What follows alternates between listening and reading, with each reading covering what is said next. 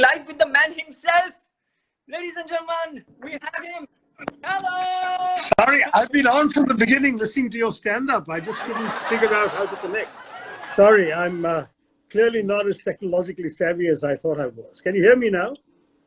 I can hear you loud and clear, and I'm feeling very embarrassed now. Now I feel like actually defenestrating myself and jumping out. No, I clicked onto IIMUN official, but I forgot to do something. I think I'm supposed to follow you and then click on something else to join the conversation. So I've been watching you and typing messages saying, I'm here. Anyway, it doesn't matter. Here I am. How are you guys? So we're very, very good. But sir, you said that you didn't follow IIMUN official before this. Now this I'm taking as an offense. You should follow IIMUN official, no, sir. So it's my fault. No, I'm totally taking the blame. You're off the hook. No one can defenestrate you, boss. No, sir, but let me start with a slightly more formal introduction. Oh, if you insist, sure. So I prepared for this, sir. Since the last 1.5 weeks, I've been preparing for this. All right, go ahead. I listen attentively. So, ladies and gentlemen, boys and girls, the person who is in front of me is a sagacious scholar. Oh my! He is who makes me question, who's made me question myself as to why am I a Hindu. This man is a perspicacious Pandit, a person who has written many great Indian novels, and also an individual who could traverse any colloquy with consummate adroitness, and at the end of it, leave an audience pleasantly discombobulated. If you did not understand, if you did not understand the oxymoron at the end, which I utilized, then I must tell all of you that you're pretty much like me. You are what follows the word oxy. Therefore, you should go and get yourself a dictionary. Otherwise, this is going to be a difficult show to understand and comprehend. On that note, before he defenestrates me right out of this window, let me introduce friend, guide, mentor, and honorary chairperson of the Board of Advisors of IIMUN. I don't know how he's tolerated me for this long. Ladies and gentlemen, boys and girls, presenting on Kuch To Karona, Dr. Shashi Throor. Hi. Okay. Right. Let's get on. How are you bearing up under all of this? You look as if you're outdoors. Are you in a window which has a view of the sea? Sir, actually, that's a painting that I painted. It nice. Also it changes as we go from 7:05 to 7:30. You will see it the color changing. Very impressed. But sir, the first question that I must ask you on behalf of everyone. There is this part-time president, full-time comedian. And so we're not referring to me here. We're referring to this person who says on every policy he goes and he starts his speech as, this is a huge mistake. He starts his speech always like that. And he says, this is a Chinese virus. We have imported this virus from China. So China and WHO, do you think a lot of people are blaming them? There is no unity in diversity, and there are only contradictions and theories when it comes to things like this. If you, sir, carefully observe, I'm utilizing all your books one after the other. So 10% of royalty should go to me, sir. 10% So what do you think of China and the WHO, their role in the pandemic? Could they have done more? And is this a Chinese virus? Well, look, I mean, the fact is that it seems to have originated in China. But I think using Chinese virus as a term of abuse doesn't actually cure us of the virus and doesn't make anybody better. I tend to dislike anything that implies a certain amount of racism. And, you know, we are seeing a lot of racism right now in many Western countries against people who are Chinese or look Chinese. Many of you have probably seen videos on WhatsApp of people being thrown out of supermarkets and other unpleasant incidents. And I must say, it's brought out some of the worst things in human beings. We've even had incidents in India where our own brothers and sisters from the Northeast have been treated badly and called Corona and called your virus carriers and so on, because they look northeastern as opposed to South Asian, from the point of view of the standard image. Now, these kinds of things are always reprehensible. I'm not a fan of racism in any sort. Calling it a Chinese virus is just a term of abuse. And though I believe that China has a lot to answer for, and that they definitely did not cover themselves with glory about the way they handled it during at least the first 6 weeks. Many of you may know that it was just a few days ago that they quietly doubled the death toll in Wuhan because they had lied about the actual figures still a few days ago. Now, that kind of China, unfortunately, I have to say, doesn't deserve much sympathy. But the Chinese people should not become the object of racism. So the Chinese people should not be ostracized, and any form of discrimination is not correct. That's absolutely right. And I feel that about any group, any ethnic group. I don't think that if the actions of specific individuals, governments, decision makers should be used to punish an entire people. I mean, that is simply wrong. It's morally wrong, and also doesn't actually achieve anything other than give prejudicial bigots an opportunity to enact their prejudices. So, but then what would you tell my mother? She discriminates me on a daily basis, discriminates against me on a daily basis. Whenever it comes to eating aam, she says only 1 dozen for you in 1 week, not more, not anymore. Listen, I'm sitting in Delhi when you... But my father gets 2 or 3 dozens every week, and both of them are watching this. Well, first of all, I think then your parents are Aam Aadmis after my heart, because I would be very happy to get some of your share as well and reduce you from that. But I think on the other hand, her devotion to her husband is what you should admire, because obviously one day you might be entitled to that from another lady than your mother, and then you can enjoy the alms from her. Having said that, the truth is that many of us here in Delhi can't get your wonderful Alfonso mangoes because they're not reaching Delhi. And so you don't expect too much sympathy from me, Rishabh. Rishabh, but that all your answers are always politically correct.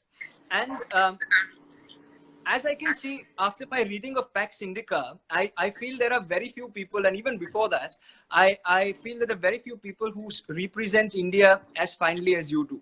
So I must ask you this question: that in the light of increasing right-wing populism across the world, right from South America to the erstwhile inglorious empire, everywhere where we're seeing an increase of right-wing populism, post-pandemic, you think it's going to decrease or it's going to increase, and the word globalization will have a new meaning post-pandemic?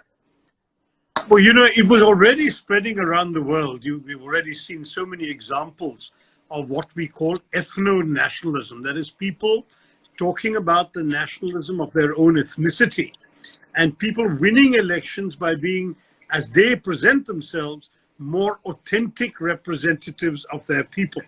So you have, for example, Mr. Trump with his Make America Great Again. You've got the Boris Johnson campaign for Brexit, which is actually, as you know, a xenophobic thing in many ways, trying to get Britain out of Europe because people were tired of hearing East European languages in the street, that sort of thing. You're seeing Viktor Orban in Hungary, Jair Bolsonaro in Brazil, Erdogan in Turkey, and one might even say Modi in India, who have been saying essentially that they are true, authentic nationalists who speak to the ethos of their people. There's a very interesting theory that many of your listeners might find worth reading about, by a British writer called David Goodhart, who said that there is a division in the world between the somewheres and the anywheres. The anywheres are people who are comfortable like you, Rishabh, in any place in the world. They go from business class lounge to business class lounge without the slightest discomfort.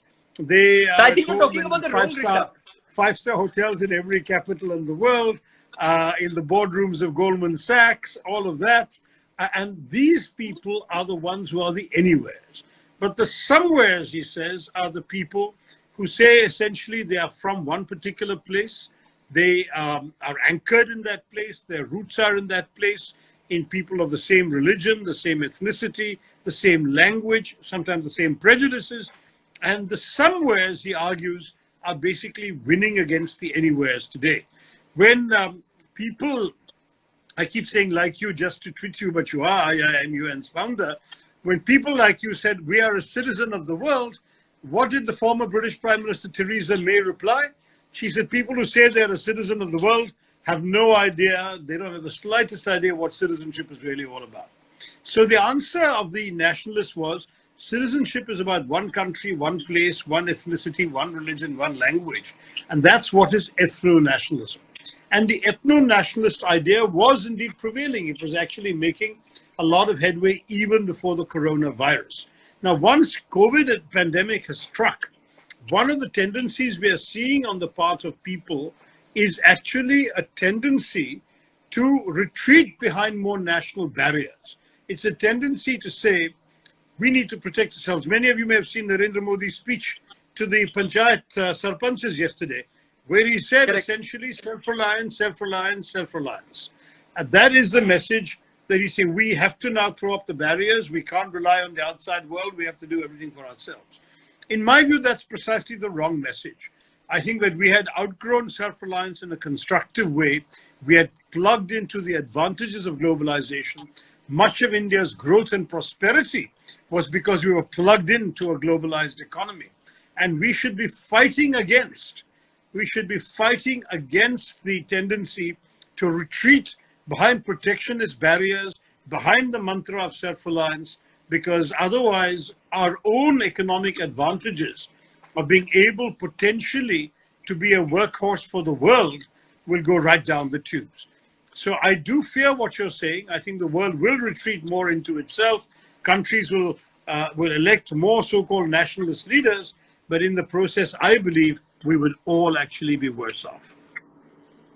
So, but I'm pretty sure that the fourth term from Thiruvananthapuram is guaranteed, because young people definitely want to see you play a larger role in both the Indian National Congress and for the country as well. But well, that's sweet of you to say. I can tell you that no voter in Kerala wants to be taken for granted, and so I certainly am not taking anything for granted. Not even whether I will feel that I can afford to contest some years from now, 4 years from now. But the truth is that I am very blessed to have enjoyed the appreciation and support of the people of Thiruvananthapuram. In fact, next month I will become the longest-serving MP ever of Thiruvananthapuram in history, because we just don't have a tendency to re-elect people very much in Kerala. In fact, for the last 55 years, no state government has been re-elected. We've had an alternation of ruling parties every 5 years. So that's the way the Kerala voter is. They look for performance, they look for connection. And so, you know, my going has been good so far, but I'm not taking anything for granted. And there's so much to learn from you, but I must clarify to everybody who's watching, especially that one fellow from the IT department who messaged me saying, but Rishabh, we thought you travel in economy and you stay in budget hotels, you are an account with Oyo. Dr. Tharoor is saying all of this on a very light-hearted note. So please, yes, anybody from the IT department. But let me take you. I was trying to match your mood at the beginning of the show. So, but let me go, of course. And can you see the portrait changing color? Yes, I can indeed. It's very interesting. But the problem is it's getting brighter, whereas outside my window is getting darker. How is that happening? So this is a secret which I can only tell you in person. I cannot disclose on national Instagram live on an international podium such as this. Okay, well, you're obviously a very special artist if you can do that. After Da Vinci, sir, it's me. After Da Vinci, I've applied. But no art school wants to take me. But let me take you to the next part of what we do. It's called Tum Bhi Karona. Okay. And sir, in this, you have been a voracious reader. You mentioned in one of the interviews that you read 365 books in 1 year. That was when I was foolish and 12 years old. I've not recommended it to anybody ever since. So I read 365 lines in 1 year. there are students who are between 13 to 24 who are sitting at home and watching this, and will also watch this recorded. Your book recommendations to all those who are sitting at home? Well, look, I actually tweeted a whole bunch of recommendations to people, and I hope that they will actually go out and look up my tweet. It's now a while back, as it was during the first week of the pandemic and the lockdown. But what I want to say is that there's a lot that we can do to read. My favorite that I always recommend to everybody, because it's such a cornucopia of reading matter, is honestly the Mahabharata. Because the thing about the Mahabharata is that if you actually were to go out and pick it up and focus on it, there's an enormous amount you'll get. All sorts of stories, didactic lessons, philosophies, at the same time enough to keep you amused and diverted, because it's a pretty long and hectic book. And I would think that that's one obvious recommendation that one can make. I was trying quickly to look at my tweets, but I can't seem to open them in the right place. I would, however, also urge those who are interested in reading a little more about India to pick up a classic, The Discovery of India by Nehru, because it really is one which is a profound vision of what has made our country. It's now written more than 70 years ago, but it'd be fun to have. But then if you want some light stuff, I'm a huge fan of P.G. Wodehouse. When I was young, I finished reading everything he wrote, some books more than once, which I don't normally do. But his masterpieces are so well crafted, so brilliantly plotted, wittily written. There'll be a great diversion for people. And if you're looking for something a little more recent and humorous, one of my sort of gems is a book called The 100-Year-Old Man Who Jumped Out of a Window and Disappeared, by a Swedish writer called Jonas Jonsson. It's available in English. And it's genuinely, extremely the funniest, most joyous book I've read in years, because I enjoyed passing it around to friends and never got it back from anyone. It's the whole of 20th century history retold through an ingenious plot in a comic caper, full of the most ridiculous and impossible things happening. And it's told in a very tongue-in-cheek and droll manner. If you want more serious fiction, go to Gabriel Garcia Marquez. 100 Years of Solitude is probably the greatest novel of the 20th century, written in Spanish but brilliantly translated. Go out and get that. There's a lot amongst the classics to enjoy. Sorry. All of these books would take me 100 years to read. But so how about this book? This is a very this is a book which is written by this one young author. It's called An Open Mic. And there is this wonderful gentleman who's written something about it. His name is Dr. Shashi Throor. He had given a I don't know whether you remember this book. Rishabh, go on, enlighten me. It's an open mic. It's written. It's an introvert's journey in an extrovert's world. It's written by this young, very dynamic boy who's in conversation Rishabh Shah. with this legend. Yeah, I remember that. Yes. I'm just joking. Please don't read my book. Please read all the books that he's recommended. No, but certainly read Rishabh Shah. And while you're reading Rishabh Shah, also make room for one of my 20 books. I assure you they're all worth reading. And I have one which I was rereading, in fact, The Inglorious Empire. See, you're an anywhere person. That proves it, because that is a British title. The actual Indian edition is called An Era of Darkness. So if you were a somewhere person, you'd have the Indian edition. But because you're an anywhere person, Videshi edition, very bad boy. I'll tell you I'm right a true Indian. I'm a patriot. The Indian national flag is somewhere around here. I can't seem to find it, but I will find it. I'll lend you mine. Rishabh. But sir, the last question that I'd like to ask you on the second segment is the government's response to the pandemic. Do you think they could have done things differently? Have they handled the situation as well as you thought they would? No, I do think it's been disappointing. I mean, it's not an easy job. I have a lot of sympathy for the challenges facing the government, and anybody would have found a tough time doing it. But I think, for example, the lockdown should have happened a lot earlier. And it would have happened if it had not been for the government prioritizing the overthrow of the Madhya Pradesh government first. If they'd had a lockdown nationally, they couldn't have kept the Madhya Pradesh Assembly open to bring down the government. That, I think, was putting politics ahead of people's lives. That was a mistake. Secondly, I think the lockdown, once they had decided to do it, should have been announced with more notice and there should have been more planning. When the Prime Minister gave everybody 2 days for the Janta curfew on a Sunday, which is very good rehearsal time, he could have given people 3 days or 4 days and kept the trains and buses running for a major lockdown to give people time to get back to their homes, their villages, and travel, rather than abruptly shutting down flights and trains and buses, which, as you know, resulted in the horrendous tragedy of the migrant workers. That, I think, was most unfortunate. The fact that we were exporting personal protective equipment and even ventilators right up to the 19th of March shows a real lack of foresight.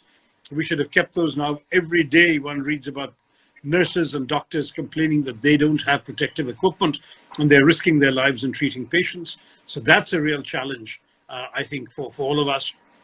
And I do believe that the need to actually take care of various constituencies is enormous in India, because we have Indians stuck abroad, you have Indians stuck in different states. Just recently we had some of the students from Kota taking a bus to Himachal Pradesh, a bus to Uttar Pradesh. What do I do about students from Kerala? Will they get permissions to go through, 12 states on the way down to Kerala if they want to leave Kota, and they do? So you've got some real issues like that. Having said that, I want to pay tribute to those ministers I've been dealing with for being as helpful as possible in these very tough circumstances. Foreign Minister Jaishankar has been terrific. Civil Aviation Minister Hardeep Puri has been terrific. Health Minister Dr. Harshvardhan. These are all people who have been responsive, whom you can reach out to. But there are still challenges. And I do want to say that while the government, I'm sure, is working hard, it doesn't mean that everything they've done is right. Right now, while the crisis is going on, I don't want to be negative, but I do think there are things that we can actually do better. As an MP from Kerala, I will say there's a great deal we can learn. The rest of the country can learn from Kerala and see how exactly we can, in a constructive and sympathetic way, lock people down, quarantine them, at the same time give them the supplies they need, make sure that they're looked after, trace their contacts, do things in a sympathetic way, and essentially eliminate the virus. They've done a very thorough job. And I think I've written about this, of course. You can Google my article. But I think this is something which I would urge people to bear in mind, that there are always ways of doing things better.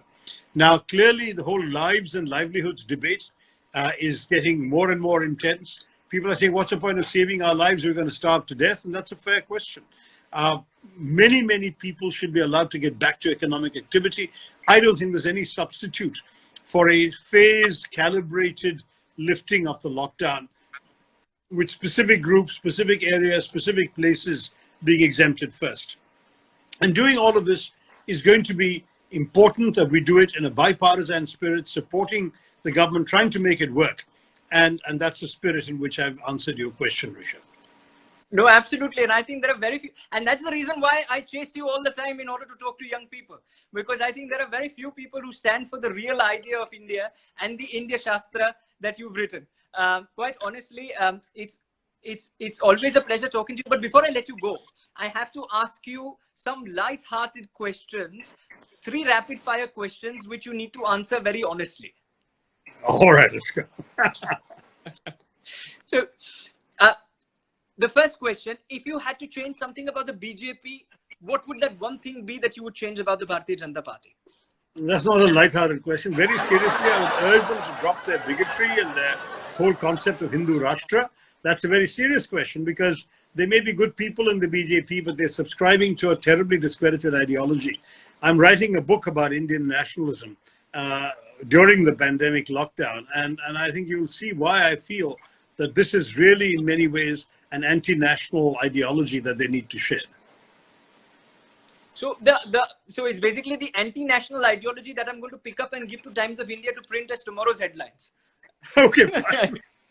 One thing that you'd like to change about the Indian National Congress? Oh, I think that we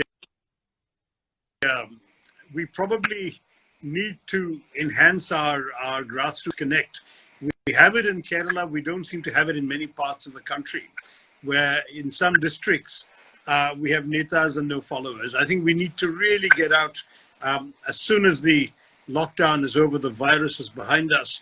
We need to get our hands dirty in the field. And that's something that being actively involved in politics in Kerala has taught me. And so the last question, this is a $1 million question. If you answer it correctly, we transfer. You're going to give me $1 million? We transfer 1 million Zimbabwean dollars to your bank account, sir. Which is what, about 1 rupee now? Okay, go ahead. I look forward to getting that 1 rupee from you. So the last question is, which is your favorite platform to interact with young people globally? And you have two choices. Option 1. IIMUN. So sweet. That is the right answer. We are transmitting the money as we speak. As we speak, currently the money is being transmitted to Dr. Tharoor's account, and everyone in the IT department, please note it was 1 million Zimbabwean dollars. But on that note, you have to do. I'm just delighted to have had this time with all of you. I'm really sorry about the first 5 minutes when I was talking, but no one could see or hear me. But now that we're all connected, I hope the young people listening in will support the objectives and the efforts that you have been really doing a great job with Rishabh on IIMUN. I hope that we can actually promote more understanding, more international understanding, and more understanding that we can get past all the social distancing. I mean, it's an impossible situation for a politician. We're just so used to pressing the flesh. You know, you can't win too many votes from 3 meters away. So I think we need that. And I feel that the young people will celebrate the air they've been breathing for the last few weeks. But one of the great ironies we all have to get over is that it's just when the air is breathable that we have to go outside wearing masks. So it's such a big pity that that's the way things are right now. But one day we'll have again the good old days when you didn't have to sing happy birthday twice while washing your hands. So that might be the look forward to. No, on that note, I have to ask you a personal question, and then we'll conclude this. I've always wanted to join politics, always. So, but you're not taking me in the Indian National Congress. From when I've been messaging you, sir. that is a lie worthy of the BJP. You've never sent me one message to join the Indian National Congress. So if you believe in all these what is it? Terminological inexactitude is what Churchill called it. Instead of saying lie, he said you're guilty of terminological inexactitude. So if you do that, then the BJP is the place for you. No, but if you want to stand up for truth, truth, coexistence, and the Indian way, then we'll be happy to have you in the Indian National Congress. No, and to all the people who have been watching this, and there were at one point in time almost 6,000 people who were watching this live. So no, there was 9,892 at one point. I've been following while I've been talking to you. Well, how lovely! So for they've all gone now. That's probably because I've been talking. But on that note, if there is one person who represents the idea of India in the way that I would want young people to understand the idea of India, it is this one gentleman whom we are talking to. He's quite honestly very fun, somebody who is very relatable, and I think an intellectual that is respected across borders. Ladies and gentlemen, boys and girls, it was a pleasure to be able to, on behalf of all of these people, it was a pleasure to be able to host you, Dr. Shashi Throor, on IIMUN Officials, Kuch To Karona. Thank you. Thank you so much, Rishabh. Stay home, stay safe, but stay apart from others. All the best. Thank you, sir. Bye-bye. Bye, sir.